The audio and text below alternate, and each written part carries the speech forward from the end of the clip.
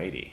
So, I realized a bit late that if I'm using the internet and YouTube as a sort of video diary and voicing my thoughts and feelings, etc., I'm allowed to gripe. I can whine and moan and all kinds of I can say I don't like this, and it's such a popular thing to do with vlogs and the internet and all that stuff. And I guess I am I've gotten so used to being such a contrarian and being like, oh well, that's what everybody does, and that's so annoying. Nobody cares. That I kind of didn't really fully appreciate. Like, oh yeah, I can do that. So yeah, so I'm here to gripe. I'm here to whine and complain and say things aren't as good as I would like, or they are more bad than I would like. So, welcome to the gripe. I like yeah, I'm gonna do that. And I suppose one of the major reasons that I have been rather hesitant to even consider griping in a public venue is uh, everything pisses off somebody, and um, people are scary. um, and yeah, so I have tried to limit my griping, especially in public venues or when I don't know exactly who the audience is, largely to avoid misinterpretations, because if I don't know you, then how I might be using a concept or a word might be different than how you do. So it's just so easy to miscommunicate, especially when there's intense emotions like complaining, and just built up frustrations and hurt and whatever, things people gripe about. Um,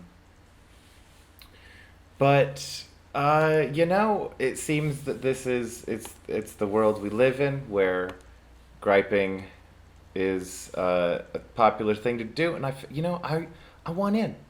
I want to try it. I want to see how it feels. I want to see if it helps. I want to see if people aren't interested, and if they are, I guess I'm willing to risk people being interested in a bad way, in order to open myself up to people being interested in a supportive way, or a commiserative way, or a validating way. I don't I don't know what that looks like exactly, but who knows? Um, so yeah, so it's hard because I'm so used to bottling up all of my gripes and being really agreeable to it, and just kind of avoiding, like, okay, well, I'm gonna go, unless it's like really important and there's like a dire, like, oh no, you're harming somebody in front of me. I have to stand up and say, like, hey, that's not okay to do. um and at that point, I think it's very hard to not escalate, because, well, that's inherently a form of escalation. So when you get to that point, it's a big risk of burning bridges, and just, yeah.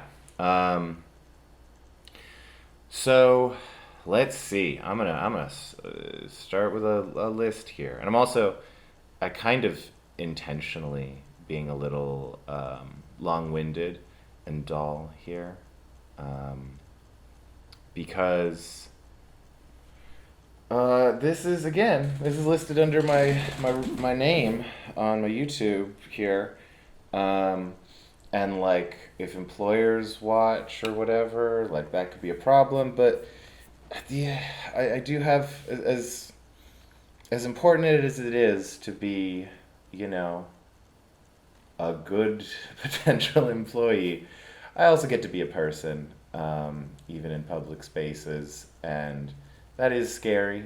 Um, because again, I don't know how things will be interpreted over time. But if I'm a little long-winded and not very, if I don't make good sound bites, it's easier to feel like the people will be less interested, um, or less at least willing to slog through to find things that they can hold against me. Um, yeah. So let's see. All right. One I have is equivocation. Oh dear, I should have looked up how to spell this. Equivo or equivocation? Equiv. It's like, hang on, there's the fallacy of equivocation, which is, I'm going to look up the spelling because, it is an O, okay.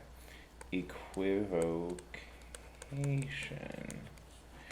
Um, the fallacy of equivocation is something that I find comes up in so many discussions. Well, it doesn't come up. It happens, and is unknowingly or without people noticing happens.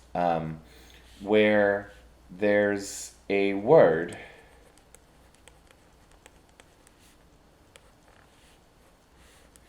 and there's different meanings. Okay. And person A, let's say person A here, okay, is like, oh, this word means this. But in some contexts, it means that. And then we have person B,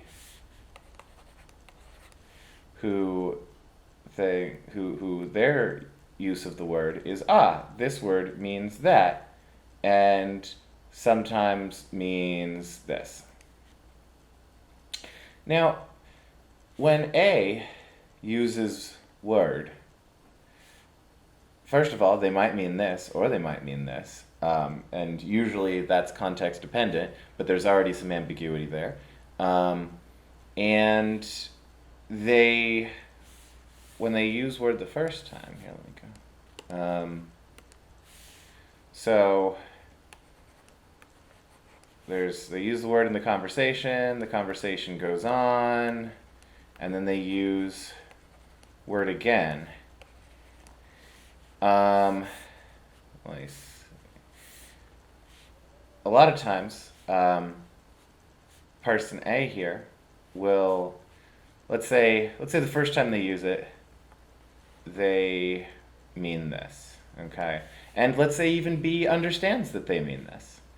But then later here, the person A, who's the speaker, uses the word again, and they mean,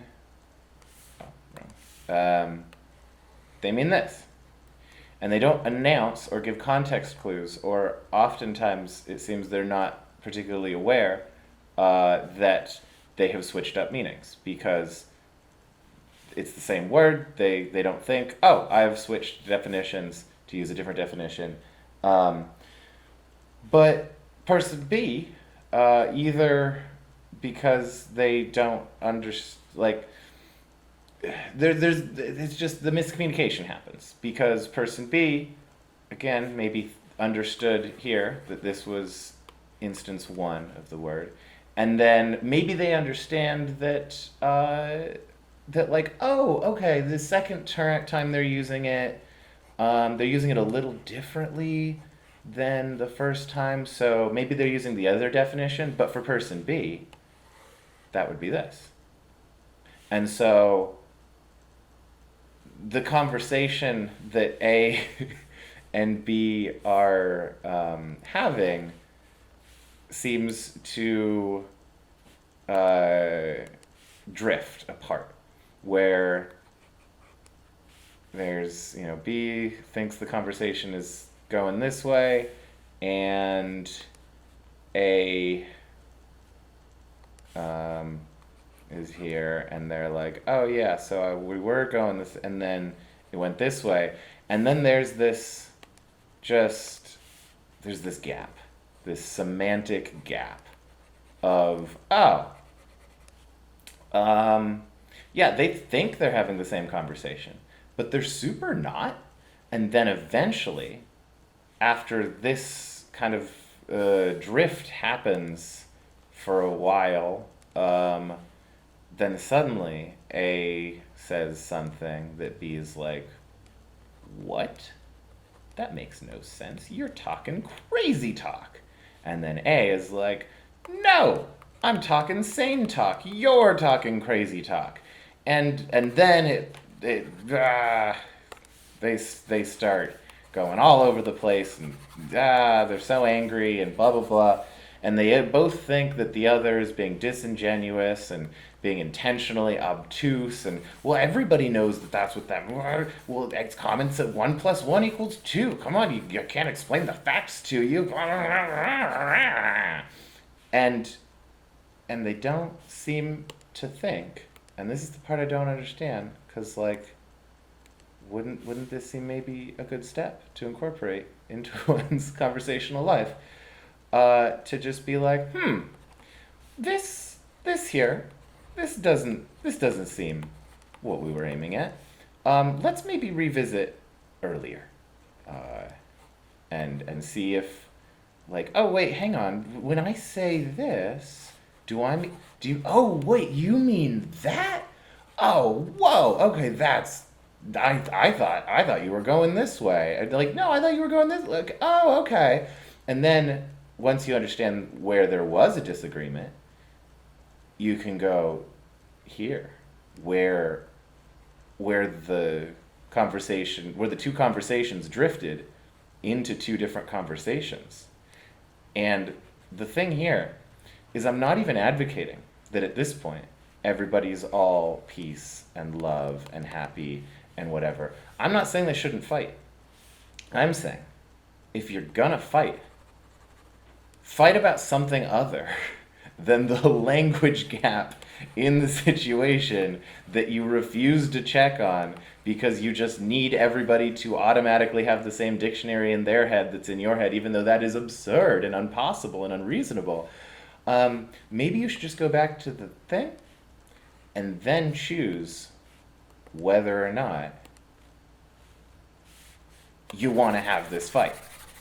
Because you can have this fight about the thing you're actually talking about, as opposed to having a big old fight about the things that that you're not talking about, that you're having fights about language because a definition changed, and sometimes, yeah, that's intentional to confuse the situation and get people to agree to things that they didn't know they were agreeing to, etc. But a lot of times it's just not. And this is a gripe. And this is me. This is my face. It's a sad face because of the gripe about this thing. I don't just grr. Yeah. So that's a thing I am going to complain about, and I just did, and I even made little pictures about it. So that's nifty. Yippee. Okay. All right. Let me delete this layer and see what I'm going to do next. All right. Cool. So we had equivocation, so let's leave that up there.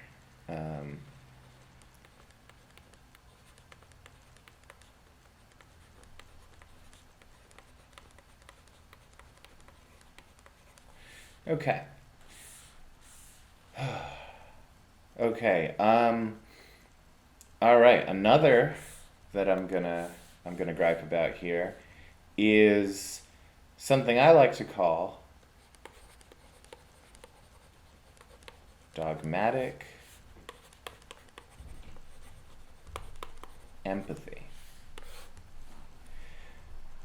Okay, so what dogmatic empathy is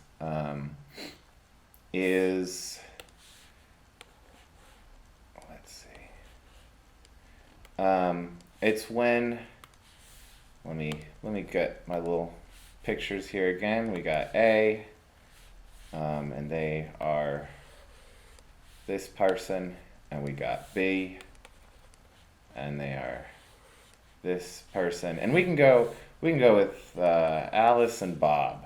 How's that? Otherwise, this gets a little too technical. So we got Alice and Bob, but I don't like that because that brings like gender and names and all kinds of stuff into the situation that confound things. So I'm just gonna stick with A and B. You're welcome to think of them as Alice and Bob. Yeah. So Alice and Bob each have, let's say, a box of feelings. Let me what's a good color for feelings? I'm going to go with, well, I can't do blue. I'm going to go with green. I don't think that really fits, but I'm going to do it. Okay, so Alice has got a box of feelings. Bob's got a box of feelings. And they are each their own little thing going on where they have their own independent shapes and they might be similar in some ways, different in others, etc., etc. But, you know, Bob does not have, or B does not have direct access to Alice's feelings. Alice, I guess I'm sticking with the names. Alice does not have direct access to Bob's feelings. They are each the expert on their own internal states. And yes, they could lie. They could be disingenuous. But there's no fixing that. If you can't take somebody's word on their feelings, then I don't know why a conversation is being had or attempted, because you're not having a conversation with them. You're having a conversation with some strange simulacra of them that they are putting up as a front. And there's just no solving that. Unless you have magic, lasso of truth or whatever. That's just a thing. But the thing is, when, let's say here,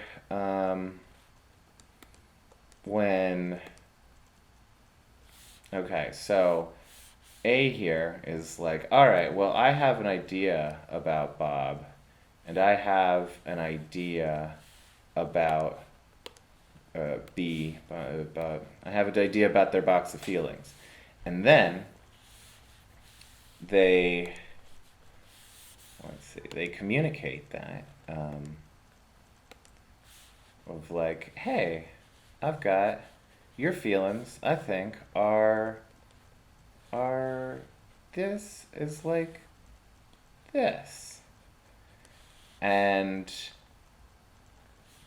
B is like, nope, that is not what they're like.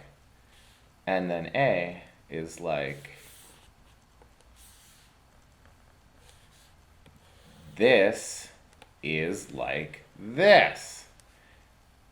And then B is like, well, how do I deal with this situation?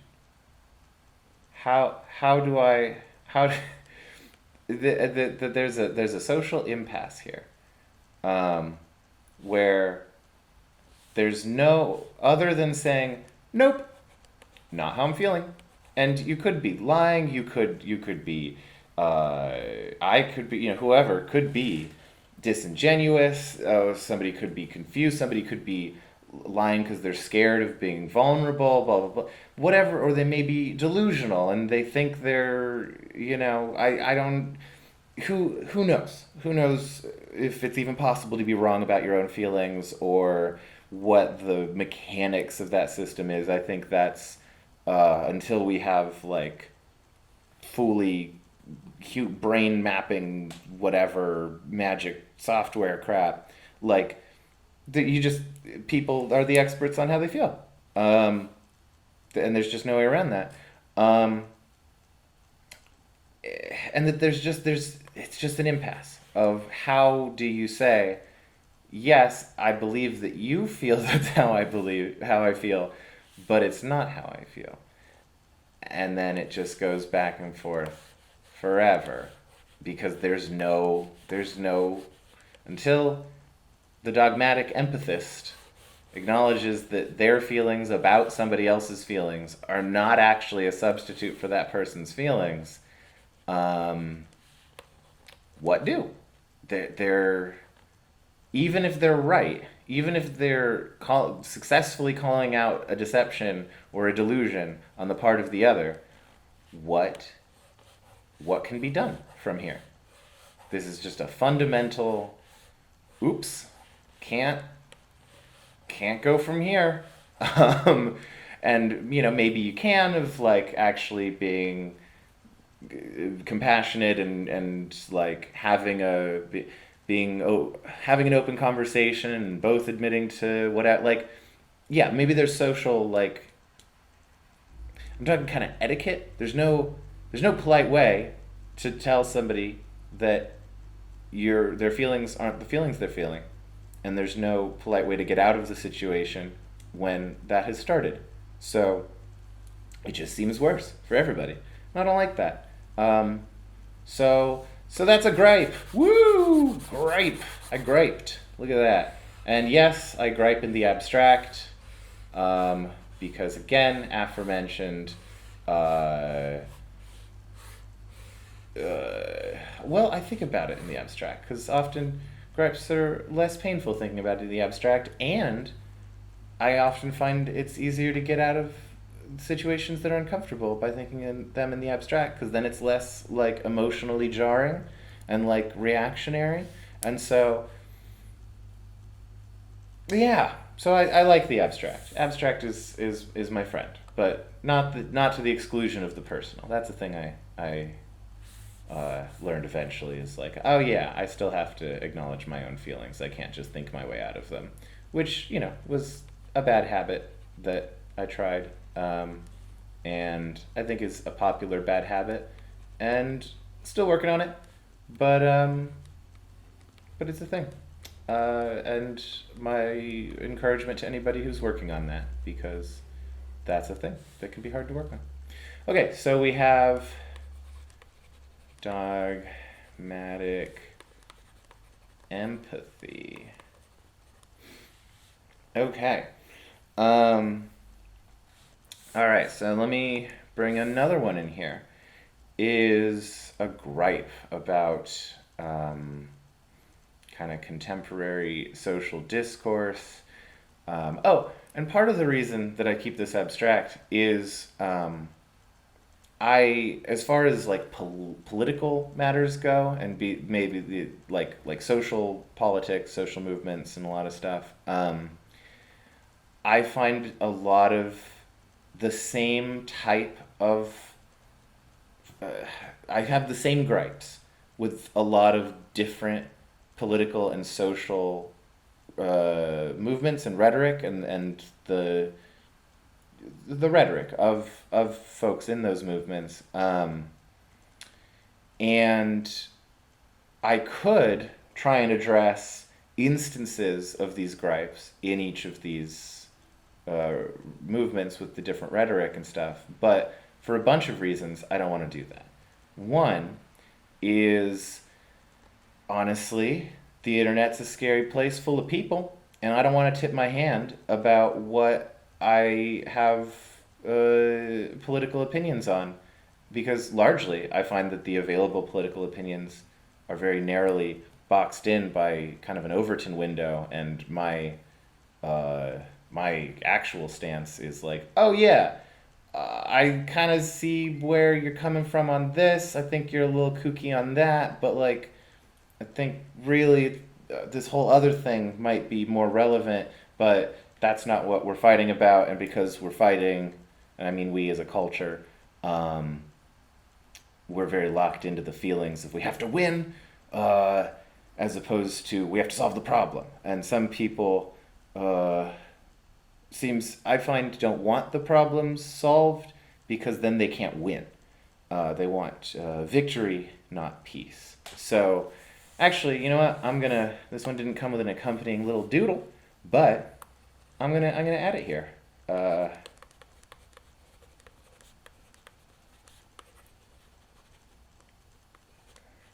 that's not how you spell peace.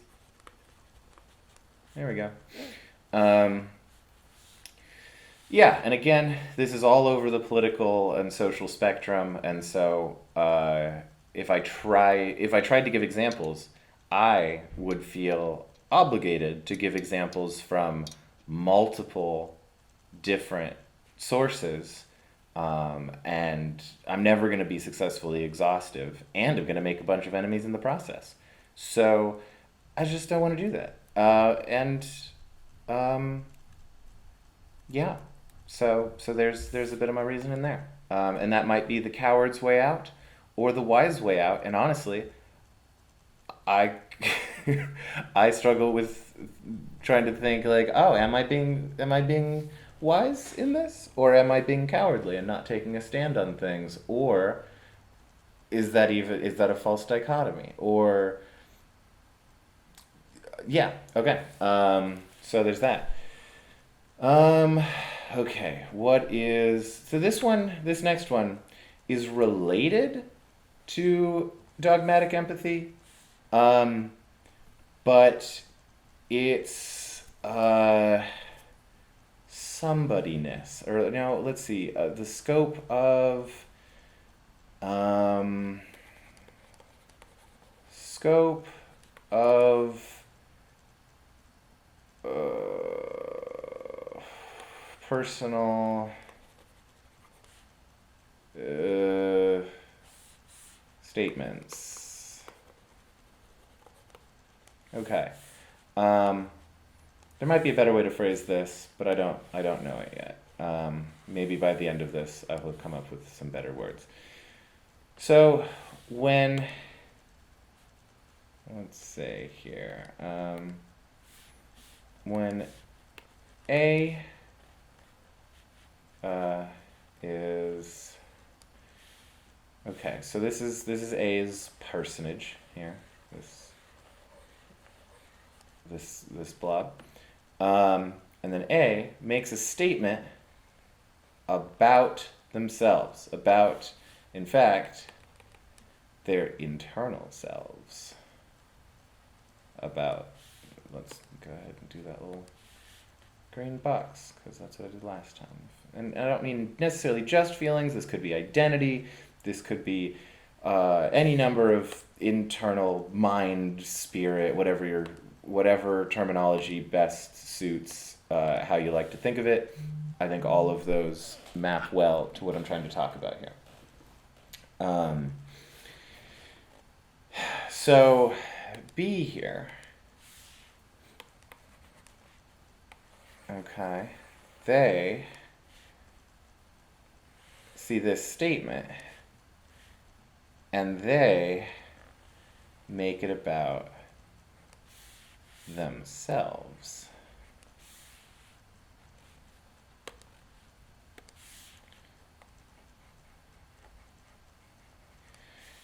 And the problem here is that what is true about A might not be true about B. Or it might be true about B, but B feels that it is important that is their truth, that is a them thing, that's part of my identity or my feelings or my lived experience or my ideology or religion, whatever. I don't know what to frame this as. My internal structure. And so they could say, or, okay, so that's, or It's not part of them, and so they don't believe it's part of A. So basically the two reactionary issues of A makes a statement about their internal states, and B is angry or resistant or tries to correct them or whatever it is antagonistic because they say, nope, you can't have that, that's mine, that's how I feel. Or they say, that thing that you just said about what it's like inside a person, being a feeling, thinking thing, I don't allow myself that, or I don't feel that, or I've been conditioned to not feel that way, or I naturally don't feel that way, or whatever. That's not a part of me. And those are two reasons that I see a lot of B's attack a lot of A's. When, as far as A is really concerned here, like the truth of whether or not the thing they're saying is relevant or true or whatever, B being there doesn't even necessarily make a difference because they're saying something about themselves. And yeah, this is something that, again, I don't have a good, like, I feel like Dogmatic Empathy, I've thought about that one a bit, and like I have a word for it now. This one, I don't have a word for yet, because it's, I forgot, I have a phrase for it. Okay. I'm excited about this. This is one that is actually a little important to me, because I have found, and I want to share this because this is one that I found using this phrase actually helps in real world conversations, in a lot of different real world conversations, in a way that nobody has objected to. That a lot of different people in a lot of different situations have been like, oh, yeah, okay, no, I see the distinction you're making, and that's fair. Which is very, very rare in my experience is a thing. So I'm really talking this up, so it better be great. But you know what? I think this one is great. I call this, I live in this one, comma, you live in that one. Period. That's it. Is when I notice the and whether I'm the person, and whether I'm A in this situation or whether somebody else is A, but it's easier when I'm A because I map it to an I statement. So anyway,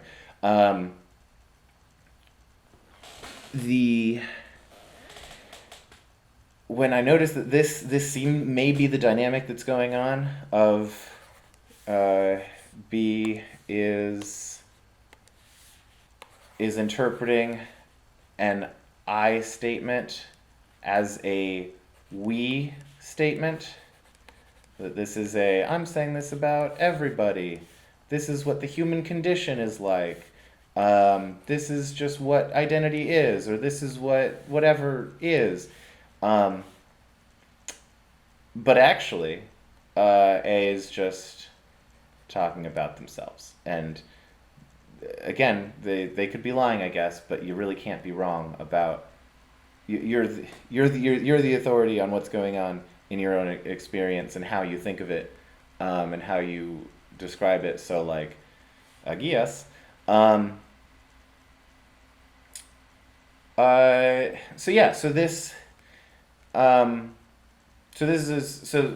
the I live in this one and you live in that one solution here, it also works for the other way around, where A is saying this is what the human condition is, this is what it's like for me, therefore this is what it's like for everybody.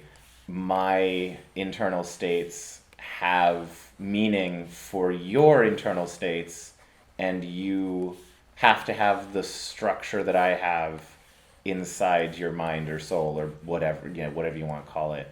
Um, that I find I'm going to write it again because I love this one, and I'm going to sing my own praises on this one because I'm very happy with it. Of I live in this one, you live in that one. And that is really super cluttered. So I'm gonna go even further. I'm gonna make this bigger. I'm gonna erase all that. And I guess I could just write it in my bullet point list that I've already been doing. Cool. So let's see here.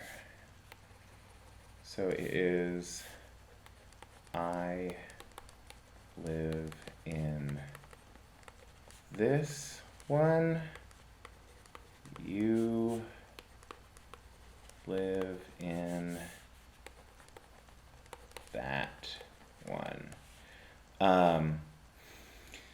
And yeah, in my experience, this is made a good kind of social barrier of reminder of like, yeah, I can say things about what it's like in here.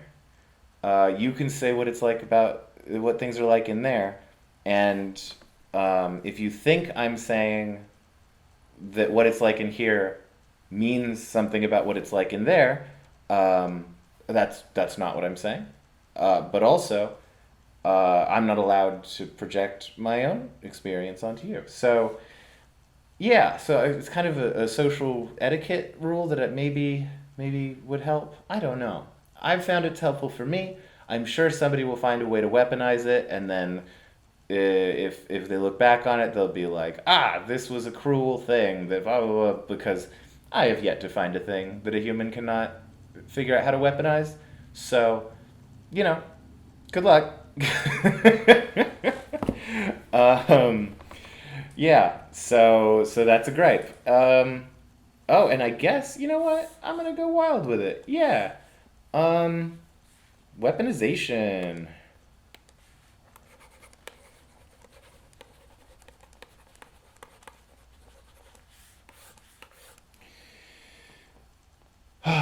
So this is a gripe, and this is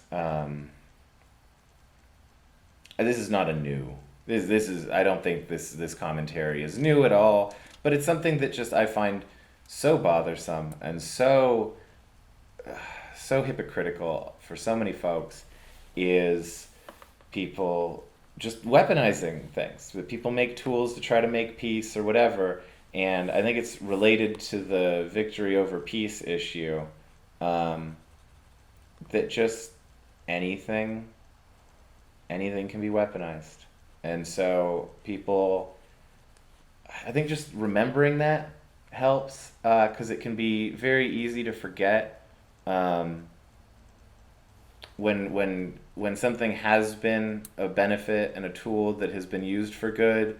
Uh, if you start wielding it willy nilly and start weaponizing it, it's very easy to forget that like, oh yeah, just because this has been good for me and has been good in my experience doesn't mean I'm not abusing others with it. Um, so I don't I don't have a big insight here or like a drawing. It's just it just makes me sad, and it's hard because uh, people do it a lot, and sometimes they notice and sometimes they don't, and it's yeah. And then I think a lot of ways it plays into the idea that like hurt people hurt people. That we get in panic mode and we get really in the like I'm in pain, I'm hurt and I get to defend myself against everything and everything, but like that leads to a lot of friendly fire.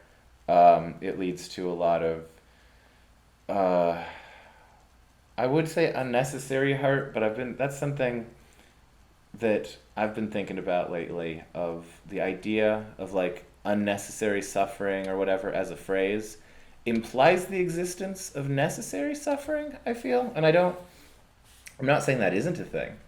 But I don't know that it is, and so I don't really want to implicitly uh, support that. Um, so yeah, I'm not gonna add this to the list because I don't have a catchy phrase for it. But it's a gripe. It's a gripe. Oh, the griping. These are way more abstract than I intended when I started this. But okay, I guess that's what I'm doing. Um, yeah, all right. Do I have more? Um, add, add gripes in the comments. That's maybe a Pandora's box that I want to open. I don't know. Do I want YouTube people to gripe in the comments? That sounds. I mean, I. I almost just said, "What's the worst that could happen?" And that's not a sane phrase. Um, so I'm gonna not say what's the worst that can. Well, I said it obviously, but I'm saying it in quotes now. So quotes have defanged it because obviously I didn't say it if I talked about it and then quoted myself not saying it. Yeah, I still said it, I guess, didn't I? Okay. So, all right. If I'm just gonna list things now that are not uh, jokes, if and only if humor. um, if you tell a joke, or when the again, this has been touched on by plenty of people and better than I can. But the whole like, oh, it was only a joke, doesn't make sense as a thing because it's like, well, yeah, but like if you stab me and then you're like, it was a prank, I don't care that it was a prank. In fact, that might be worse because like then it was intentional, and you didn't have to do it. Like you weren't like, oh, I had to eat, and you were in the way between me and food because I was starving. Like that makes way more sense than I was just doing it for fun. I was just causing you suffering because it would amuse me. Like it's not a defense. That's a confession. That's worse. That's so much worse. Um, yeah. Yeah. If not everybody's having fun, uh, yeah. I don't get why. I don't understand how that's taken as or it's expected to be taken as a defense rather than a admission of cruelty. Um, so that's just super weird. And I don't get it. Um, ooh, okay. This is one that I have been recently trying to wrap my head around because it's something that has come up in. It's just. I've had reasons to want to wrap my head around it lately. Um, and that is the.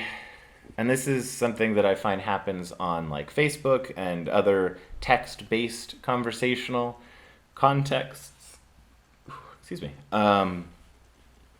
where somebody writes a wall of text with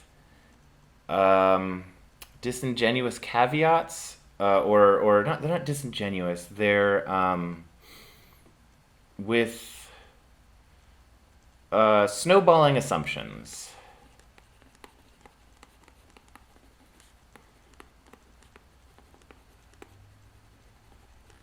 Okay. So basically, this is, and I'm trying to kind of come up with a catchier way to describe this because it's a thing that happens a lot, and I need to, I want to be better able to point out when it's happening in a way that isn't super antagonistic. So maybe this is kind of me asking for help from the internet of like, hey, do you have a better way to phrase this?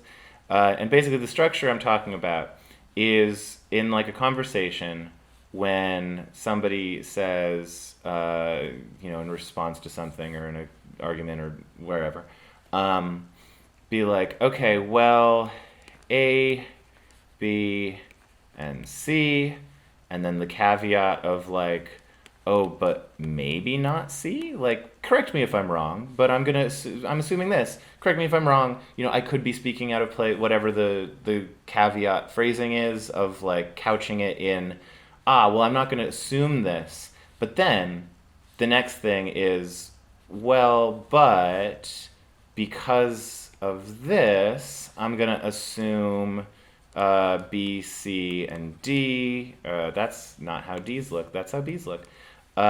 B, C, and D. And then they put a caveat of like, oh, well, maybe not. Well, if B, then maybe not D. Blah blah blah blah blah. And it's like, okay, correct me if I'm wrong. I don't want to make assumptions, but whatever the caveats are. But then this is piled into, okay, well, D A J K B R blah, blah, blah, and this is repeated where each block it's a blockchain. Each block is built on the assumptions of the previous block, and so they already went to the trouble of going all the way to like point 10 down here. And when really the issue is like, well, maybe in response, if it was just, let me go to a different color. Like if they had just said this section and all I had was block 1, I might have been like, oh, well, C is, well, it's kind of true, but with these caveats, it's kind of false, but with these caveats, actually, it's moo. It's this, well, it's this other thing. I would actually phrase it as like, maybe it's more of an S than a C because like it has a C up here, but like then it has this backwards C, and I think that might suit. Well, actually, maybe it's more like a J, and like it would be this whole. If we really wanted to converse and like get into the nitty gritty of what we're talking about, this already would be a PhD thesis. Like this would already be so much. But they just assume it, and then they just assume, and then they just assume, and then there's this whole wall of text that just flops onto the deck of the internet, and then I'm just kind of left with like, well,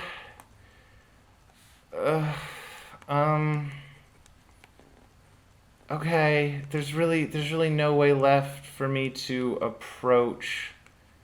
Like you didn't leave room for me to actually disagree this early on here. So like you built all this other stuff and this is the thing you want to talk about.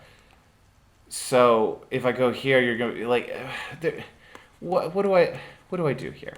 How do I say well, you're not exactly. The format you presented this in makes taking you up on any of your caveats unfeasible. And maybe the answer is just start at the beginning. And this is maybe the advice I'm trying to give myself. This is not advice I'm giving to you. This is my, you know what? Next time this happens, I'm gonna try this, see how it works. Which is just start at the beginning. And when I come to my first, oh, wait, no, we're not on the same page here. Just ignore the rest of it and just be like, oh, thank you for the, wall of text, but I'm going to have to stop right here. And can we engage on this thing? Because I think we're not on the same page. And although, perhaps we'll get to your last point, I think we are in danger of veering off the rails and doing kind of having one of those equivocation moments from earlier in this rant. So yeah, that's something I'm kind of grappling with of how what's the best way to politically and politely deal with that in a way that isn't like what the heck's with the wall of text? That's too much. Like I can't. You're being unreasonable, but also maybe leads to if they do want a genuine conversation, being open to one. I don't know. Um, Again, this is my. I think this is what I'm going to try next time, or at least try to remember to try. Um, and uh, don't try this at home unless you do try this at home. I don't know. Up to you. Um, yeah, I'm kind of looking for suggestions on this one. Okay, so that was. Um, I'm gonna call it a blockchain argument.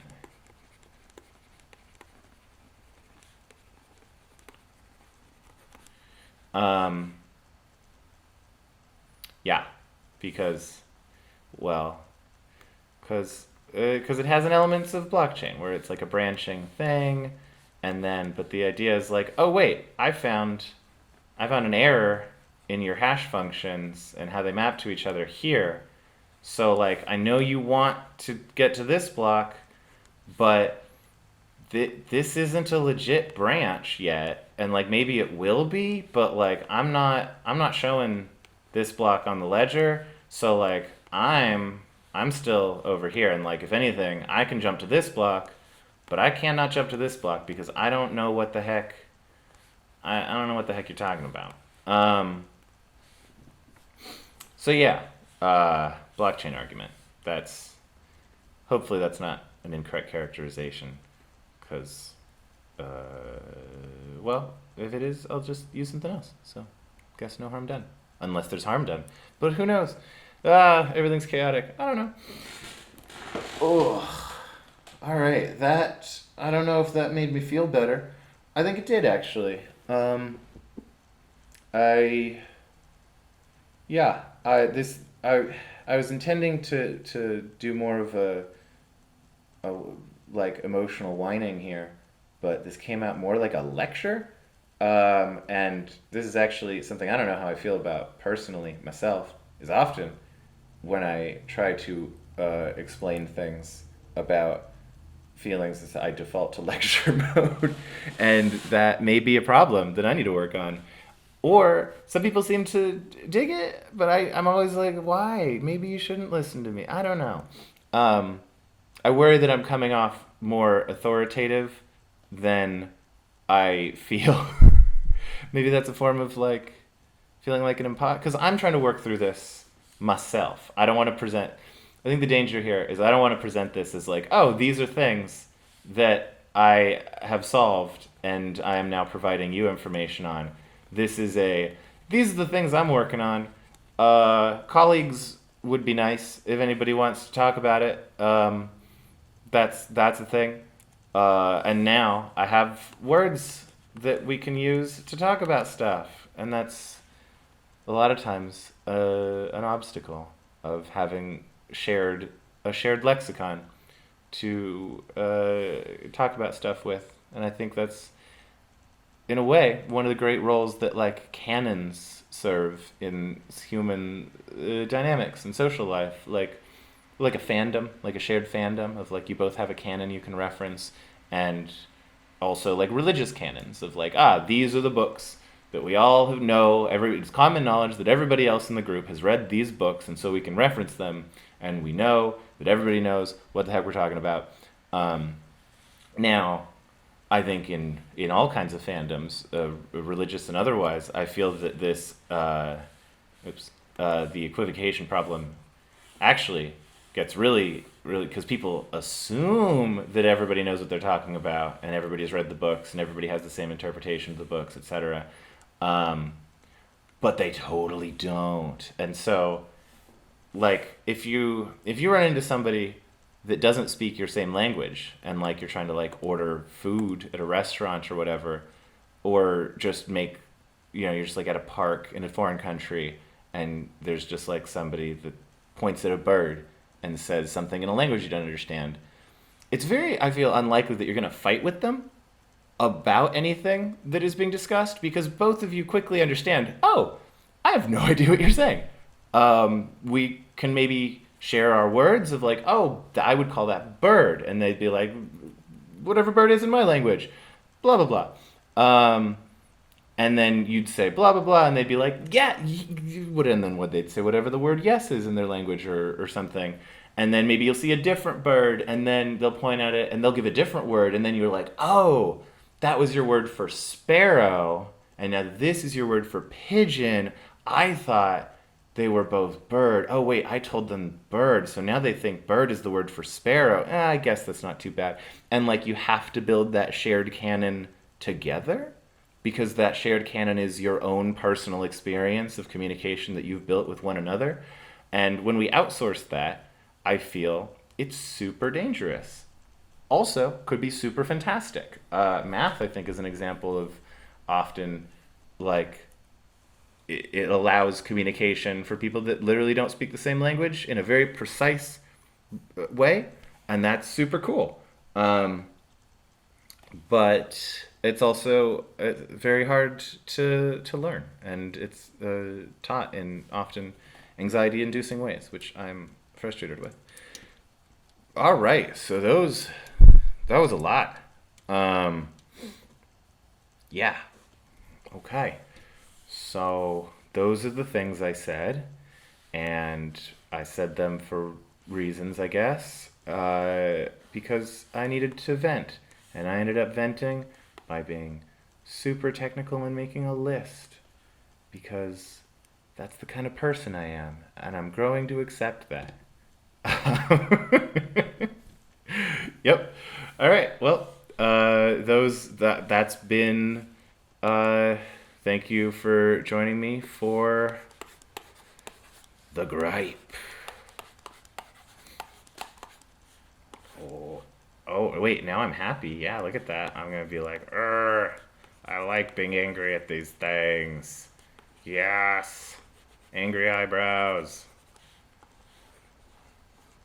I don't know if I actually like being angry at these things, but I like the idea that maybe sharing this and expressing this will help me better have a communicative common canon with others, on these topics, because maybe other people will be interested and also want to talk about these things, and maybe might like my terms or give me better terms that I can switch these out with, so that I think of, so that I can be like, cool, I've got a better way to talk about it now. So that would be super nifty. I want this to be a conversation rather than a monologue, but obviously, by virtue of the medium we're in at the moment, that doesn't happen automatically. Oh, this is fun. Oh, I like that. Oh, that's a cool effect. Oh, okay, yeah, now I'm happy. Look at that. Because shiny colors shone through a sad cloud. Oh, look at that. I made a visual metaphor. Aww. Yeah. Okay, well, that was fun. I'm gonna go now.